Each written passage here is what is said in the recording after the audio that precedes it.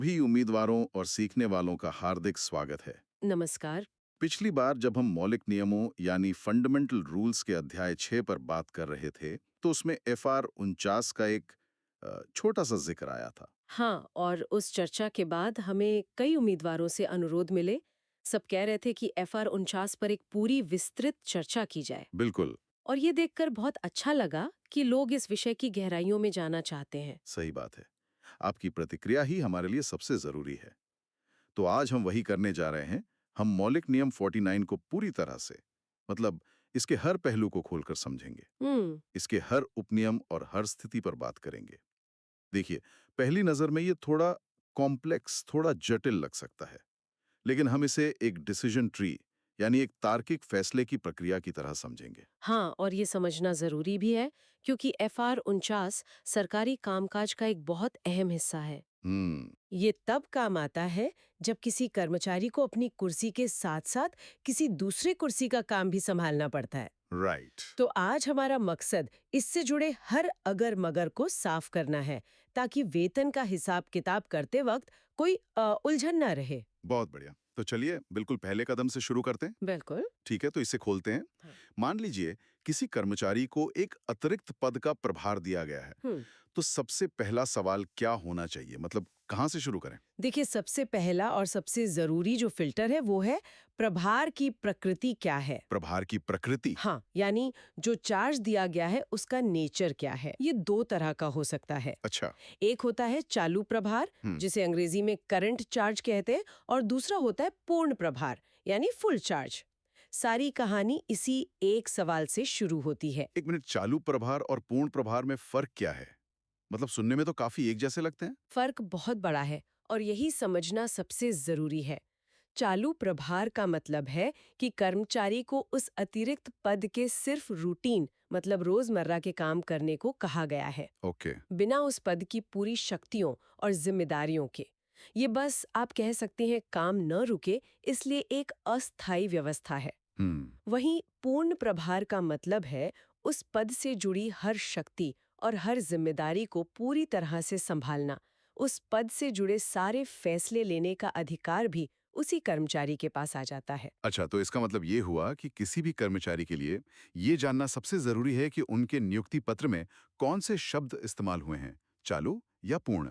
बिल्कुल। लेकिन मेरा एक सवाल है, क्या इस चालू प्रभार वाले नियम का कोई दुरुपयोग नहीं होता? मतलब किसी को दूसरे विभाग का काम करने के लिए कह दिया और बस चालू प्रभार लिखकर उसे कोई अतिरिक्त पैसा भी नहीं दिया?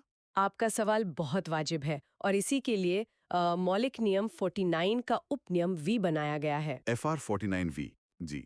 ये बिल्कुल साफ कहता है कि अगर किसी कर्मचारी को सिर्फ नियमित कर्तव्यों को पूरा करने के लिए चालू प्रभार दिया जाता है, तो उसे कोई भी अतिरिक्त वेतन नहीं कोई भी मिलेगा। नहीं। कोई भी नहीं, चाहे वो काम 1 महीने करे या 6 महीने। अच्छा। इसका सीधा सा मतलब है चालू प्रभार is equal to 0 extra salary. अगर आपके मामले में प्रभार चालू है तो हिसाब किताब की प्रक्रिया वहीं खत्म हो जाती है। ठीक है, तो चालू प्रभार का मामला तो साफ है। कोई अतिरिक्त शक्ति नहीं तो कोई अतिरिक्त पासा भी नहीं। सही। लेकिन असली सवाल तब उठता है जब किसी को सच में दूसरे पद की पूरी जिम्मेदारी दे दी जाती है, यानी पूर्ण प्रभार मिलता है। वहां से हिसाब किताब कैसे शुरू होता है? हाँ, जब ये तय हो जाए कि प्रभार पूर्ण है, तब हम अपने डिसीजन ट्री के दूसरे सवाल पर आते हैं। हम्म। और ये सवाल तय करेगा कि नियमों का कौन सा सेट लागू होगा। हमें ये देखना होगा क्या अतिरिक्त पद उसी दफ्तर और उसी काडर या प्रमोशन लाइन में है जिसमें कर्मचारी अपना मूल पद संभाल रहा है। अच्छा, तो यहाँ और शब्द बहुत जरूरी है। बहुत जरूरी। मतलब दोनों शर्तें एक साथ पूरी होनी चाहिए। एक ही दफ्तर भी और एक ही काडर भी। ऐसा नहीं हो सकता कि दफ्तर एक हो पर काडर अलग हो। आपने बिल्कुल सही पकड़ा। दोनों शर्तों का एक साथ पूरा होना जरूरी है। अगर जवाब हाँ है, यानी दफ्तर भी वही है और काडर भी वही, तो हम एक रास्ते पे चलेंगे। ठीक है। और अगर जवाब नहीं है, यानी या तो दफ्तर अलग है या काडर अलग है, तो हम एक दूसरे और थोड़े ज्यादा जटिल रास्ते की तरफ बढ़ेंगे। ठीक है, तो पहले आसान रास्ते पे चलते हैं। मान लेते हैं कि दफ्तर और काडर दोनों एक ही हैं। ज्यादातर मामलों में शायद यही होता होगा। यहाँ सैलरी कैसे तय होती है? इस स्थिति में सैलरी इस बात पर निर्भर करती है कि अतिरिक्त पद का लेवल क्या है। लेवल। हाँ, मतलब कर्मचारी के अपने पद के मुकाबले वह पद ऊंचा है, नीचा है या फिर बराबर का है। तो यहाँ 3 संभावनाएं बनती हैं। चलिए पहली संभावना से शुरू करते हैं।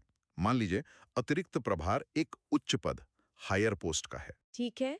इसके लिए मौलिक नियम 49 का उपनियम आई लागू होता है। FR 49I। जी, ये कहता है कि अगर अतिरिक्त चार्ज किसी ऊंचे पद का है, तो कर्मचारी को उस ऊंचे पद का स्थानापन्न वेतन यानी ऑफिशिएटिंग पे मिलेगा। ऑफिशिएटिंग पे। आसान भाषा में उसे वो सैलरी मिलेगी जो उस ऊंचे पद पर काम करने वाले को मिलती है। तो इसका मतलब ये है कि अगर कोई अधिकारी छुट्टी पे जाता है तो उसके जूनियर को उसकी कुर्सी संभालने के लिए एक तरह से प्रमोशन वाली सैलरी मिलेगी। ये तो कर्मचारियों को प्रोत्साहित करने का अच्छा तरीका है। बिल्कुल। इसका एक उद्देश्य यही है कि जिम्मेदारी लेने वाले को उचित मुआवजा मिले। हम्म। अब दूसरी स्थिति देखते हैं। अगर अतिरिक्त प्रभार किसी निचले पद का हो तो, जैसे कोई सीनियर अफसर अपने से नीचे के किसी पद का काम देख रहा हो। ये एक बहुत जरूरी अपवाद है और ये भी मौलिक नियम 49 आई के आखिर में साफ लिखा है। अच्छा।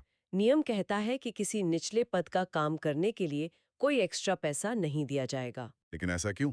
काम तो वो भी अतिरिक्त ही है। देखिए, इसके पीछे का तर्क ये है कि एक वरिष्ठ अधिकारी से ये उम्मीद की जाती है कि वो अपने से निचले पद के काम की निगरानी करने में सक्षम है। हम्म। इसे उनके मूल कर्तव्यों का ही एक विस्तार माना जाता है, कोई अतिरिक्त बोझ नहीं जिसके लिए अलग से भुगतान किया जाए। एक उदाहरण दे सकते हैं? जरूर। जिसे अगर एक सेक्शन ऑफिसर को एक असिस्टेंट सेक्शन ऑफिसर का अतिरिक्त प्रभार मिलता है, तो उसे कोई एक्स्ट्रा सैलरी नहीं मिलेगी। समझ गया। अब तीसरी स्थिति पर आते हैं। अगर अतिरिक्त प्रभार एक समान पद, आइडेंटिकल पोस्ट का हो, यानी एक ही लेवल के दो पदों का चार्ज।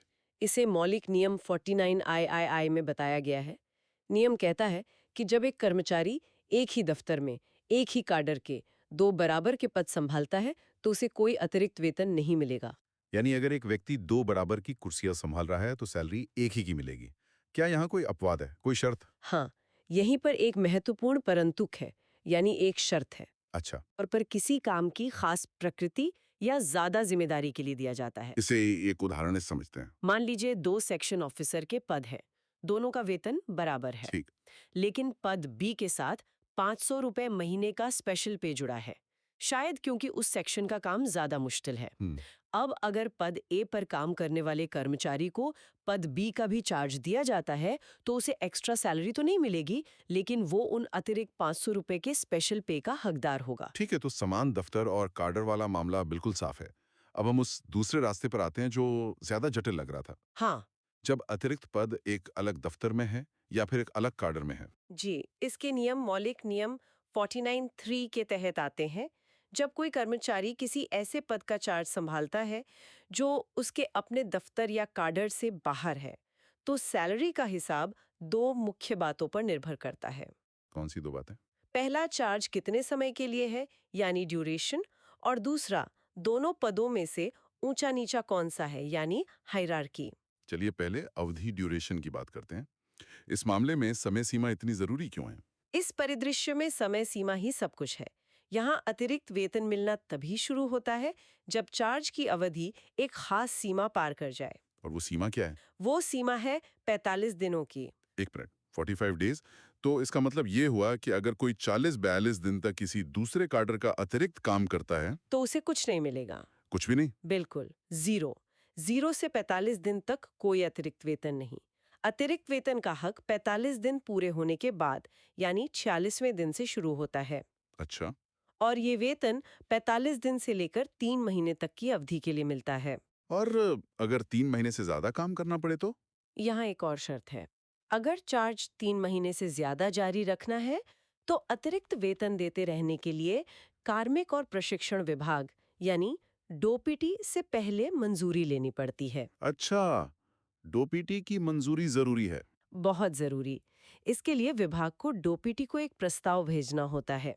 मुझे एक मामला याद है जहां डोपीटी की मंजूरी में देरी हो गई थी और एक अधिकारी का अतिरिक्त वेतन 3 महीने बाद अचानक बंद हो गया। अरे। इससे काफी भ्रम पैदा हुआ। तो ये दिखाता है कि ये समय सीमाएं सिर्फ कागज पर नहीं है, इनका असली असर होता है। सही बात है। ये तो हुई समय की बात। अब सबसे जरूरी सवाल, अगर चार्ज 45 दिनों से ज्यादा है तो सैलरी की गिनती कैसे होगी? इसका एक तय फॉर्मूला है।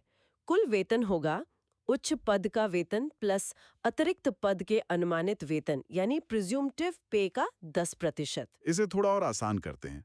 उच्च पद का वेतन तो समझ में आता है, मतलब दोनों में से जो भी पद ऊंचा हो उसकी सैलरी। हाँ, लेकिन ये अनुमानित वेतन क्या भला है? प्रिजम्पटिव पे? अनुमानित वेतन या प्रिजम्पटिव पे का मतलब है वो वेतन जो किसी कर्मचारी को मिलता अगर वो उस अतिरिक्त पद पर स्थायी रूप से नियुक्त होता। अच्छा। सीधे शब्दों में कहें तो ये वो तनख्वाह है जो उस पद पर पक्के तौर पर काम करने वाले व्यक्ति को मिलती। हम बस उसका 10% अतिरिक्त वेतन के रूप में देते हैं। तो कर्मचारी को ऊंचे पद की पूरी सैलरी और दूसरे पद की सैलरी का 10% हिस्सा मिलता है। बिल्कुल सही। तो इसका मतलब यह है कि हमने सारे परिदृश्यों को देख लिया है। क्या इन सभी गणनाओं के बाद कोई आखिरी सीमा या कोई जांच भी है जो हर हाल में लागू होती है? हाँ, बहुत अच्छा सवाल है। दो ऐसे सार्वभौमिक नियम हैं जो हर स्थिति में हर गणना के बाद लागू होते हैं। ये एक तरह से फाइनल चेक पॉइंट है। ठीक है, तो पहला नियम क्या है? पहला और सबसे महत्वपूर्ण सार्वभौमिक नियम मौलिक नियम 49 आईवी में है। FR 49 IV? जी, ये कुल वेतन की मौद्रिक सीमा है। नियम कहता है कि किसी भी हाल में एक कर्मचारी की अपनी सैलरी और अतिरिक्त सैलरी मिलाकर कुल रकम 2,25,000 रुपए प्रति माह से ज्यादा नहीं हो सकती। 2,25,000 रुपए। ये सीमा कैबिनेट सचिव के वेतन के बराबर है शायद। बिल्कुल सही। मतलब अगर किसी की गणना के हिसाब से कुल वेतन इस रकम से ज्यादा बन रहा हो, तब भी उसे अधिकतम 2,25,000 रुपए ही मिलेंगे। तो भुगतान 2,25,000 पर ही रुक जाएगा। हाँ, ये एक अंतिम और अनिवार्य जांच है। और दूसरा सार्वभौमिक नियम? दूसरा नियम मौलिक नियम 49 V के तहत आता है। ये प्रतिपूरक और सत्कार भत्तों से जुड़ा है। हम्म। अगर कर्मचारी जो पद संभाल रहा है उनमें से किसी के साथ ऐसे भत्ते जुड़े हैं तो वो उन्हें उस तरह से पाएगा जैसा केंद्र सरकार तय करे। इसमें क्या कोई खास शर्त है? हाँ, इसमें एक जरूरी शर्त है। वो ये कि उसे मिलने वाले सभी भत्तों का कुल जोड़ उसके द्वारा संभाले जा रहे सभी पदों से जुड़े कुल भत्तों के योग से ज्यादा नहीं हो सकता। मतलब वो हर पद के लिए अलग-अलग पूरा भत्ता नहीं ले सकता, नहीं ले सकता। बल्कि कुल मिलाकर जो अधिकतम राशि बनती है वही उसे मिलेगी। बिल्कुल। ये वाकई एक गहरी और साफ चर्चा थी। चलिए एक बार जल्दी से मुख्य बिंदुओं को दोहराते हैं ताकि सब कुछ याद रहे। जरूर। संक्षिप्त में, जब भी अतिरिक्त प्रभार का मामला आए तो इस चेकलिस्ट का पालन करें। हम्म।